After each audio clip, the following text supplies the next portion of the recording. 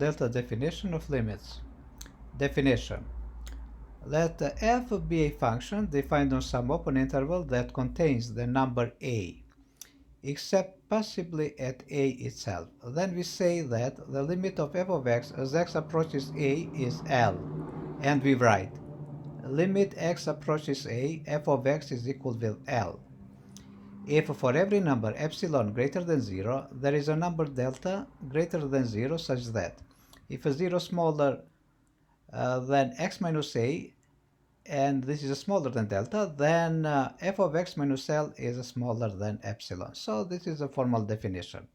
If we want to see a little bit graphically how it looks this way. For example, as a delta approaches to C from the left side and from the right side and from the left side, same thing is going epsilon to approach to the L from this side here, from upper side, and from the lower side.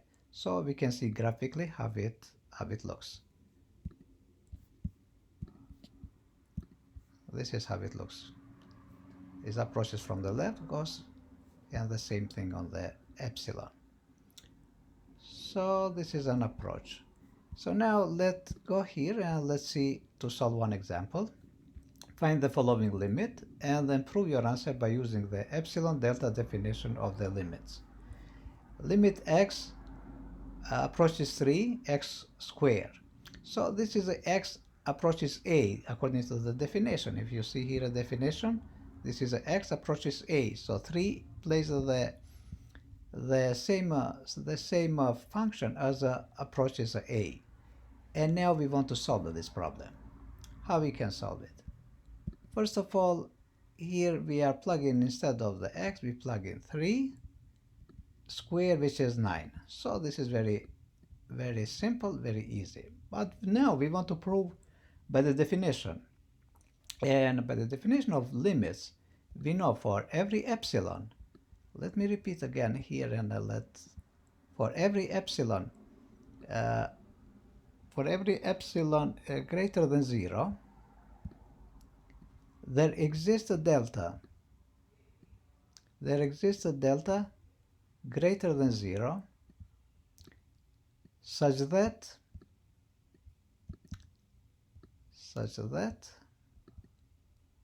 so those are such that 0 smaller than x minus a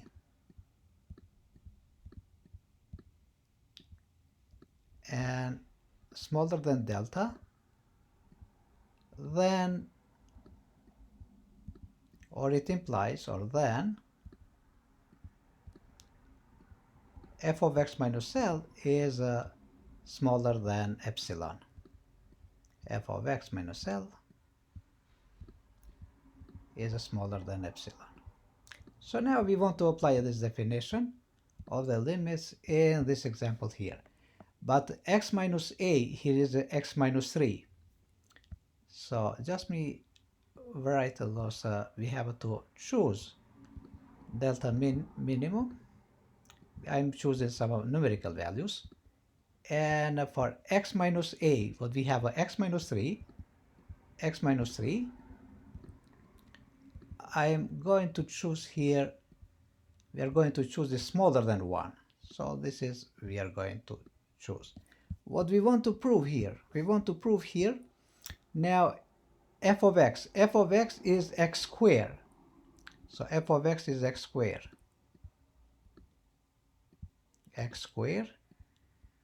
And L is 9, minus 9. My f of x minus L, it means x squared minus 9 is smaller than epsilon. So this we want to prove it. How we can prove it, this one? We already know here the x squared minus 9 we can factorize in 2 factors. So it can be x minus 3 times x plus 3. So we are factorizing this x squared minus 9. It can be x minus 3 times x plus 3. And how is going to be the epsilon here? We are going to do some work. First of all, x minus 3 is equal smaller than 1. But now we are taking the absolute values. And if we wanted to adjust a little bit here, x minus 3 is smaller than 1 and is greater than minus 1. So now we are looking here what we can do.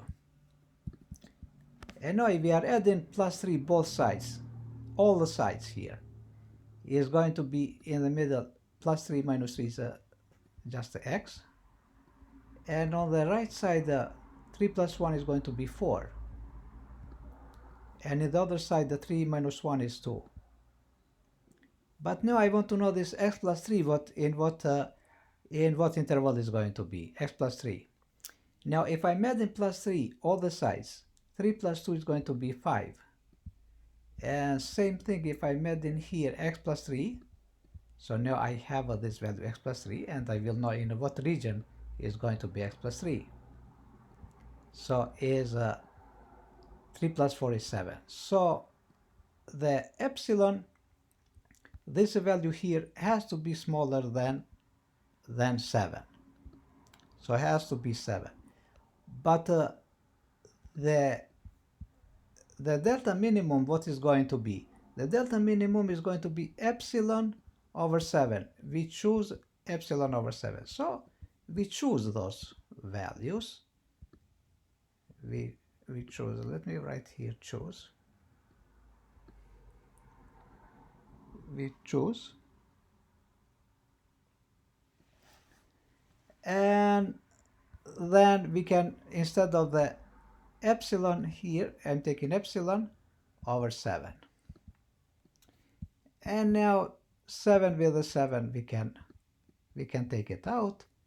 And in the end, we proved, so the x squared minus 3, everything here minus 3, times x plus 3 is less than 7. So already we proved with the epsilon delta limit definition of limits. So this is smaller than epsilon. If x minus 3 is smaller than 1, or is delta, then x minus 3, x plus 3 is smaller than epsilon. So this is the solution to the proof.